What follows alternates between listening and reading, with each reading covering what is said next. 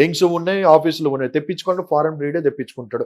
ఇప్పుడు ఒకటి చక్కర కొడతా ఉంది ఏంటంటే ఆయన చేసిన రిసిప్ట్ బయటకు వచ్చిందని చెప్పి అంటారు కానీ రిసిప్ట్ క్లారిటీ లేదు, ఏదో ఊరికి అలా పెట్టి చూపెడుతున్నా ₹350 రిసిప్ట్ పేమెంట్ చేశాడని చెప్పి చక్కర్లు కొడతా ఉంది.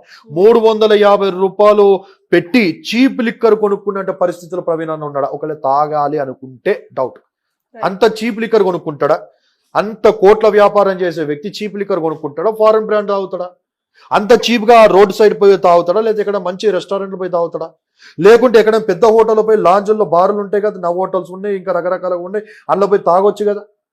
తాగాలనుకుంటేనే. ఆయన తాగే వ్యక్తి కాదు. ఎంతో మంది చెప్పారు ఒకళ్ళు తాగే వ్యక్తి అయితే ఆయన క్రైస్తవ మత బోధకుడుగా ఎవరు అంగీకరించేవారే కాదు, ఆయన మీటింగ్స్కి అటెండ్ అయ్యేవారు కాదు, మీటింగ్స్కి పిలిచేవారే కాదు, ఇంట్లో వాళ్ళే చెప్తా ఉన్నారు తాగాల్సిన అవసరం కూడా లేదు, ఆయన క్యారెక్టర్ బ్యాడ్ ఇవ్వాలని అని చెప్పి ఆయన నిందలు మోపుతా ఉన్నారు తప్ప ఇది ఖచ్చితంగా ఇది part of the drama.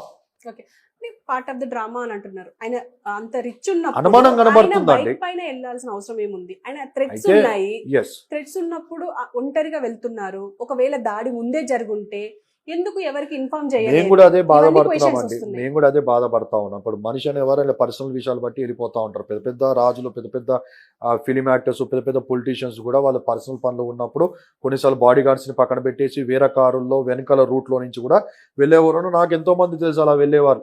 Back door నుంచి వెళ్ళేవారు ఉన్నారు, పెద్ద పెద్ద హోటల్స్కి వెళ్తే అండర్ గ్రౌండ్ నుంచి లిఫ్ట్ నుంచి వెళ్ళేవారు ఉన్నారు, రకరకాలుగా వెళ్తారు పర్సనల్ విషయాలు. బట్ ఇక్కడ ఈ కోణంలోకి ఈ పరిస్థితులకు వచ్చినప్పుడు ఫ్యామిలీ మెంబర్స్ చెప్పిన విషయం ఏంటంటే కార్లో వెళ్ళొచ్చు కదా అంటే ఆయనకి 3 కార్లు ఉన్నాయి, పెద్ద పెద్ద కార్లే ఉన్నాయి, కార్లో వెళ్ళొచ్చు కదా అంటే లేదు నేను బండి మీద వెళ్ళాలి, ఎందుకంటే ఒక 3-4 డేస్ అక్కడ తిరగాల్సి ఉంటుంది, ఊరుల్లో అక్కడిక్కడ తిరగాలంటే బండి ఉంటే నాకు యాక్సెసిబుల్గా ఉంటుంది కాబట్టి నేను బండి మీద వెళ్తాను, చాలా రోజుల తర్వాత వెళ్తా ఉన్నాను కాబట్టి I want have a ride అన్నట్టుగా ఆయన చెప్పినట్టుగా ఇంట్లో వారు చెప్పారండి.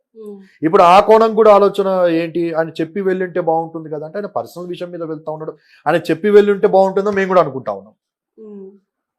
కానీ ఇప్పుడు మీరు కరెక్టే, కానీ ఇప్పుడు ఆయన రిచ్ కాబట్టి, అంటే రిచ్ అంటే ఆయన రెస్టారెంట్ మిడిల్ క్లాస్ అనుకుందాం, ఎఫర్ట్ చేయగలరు.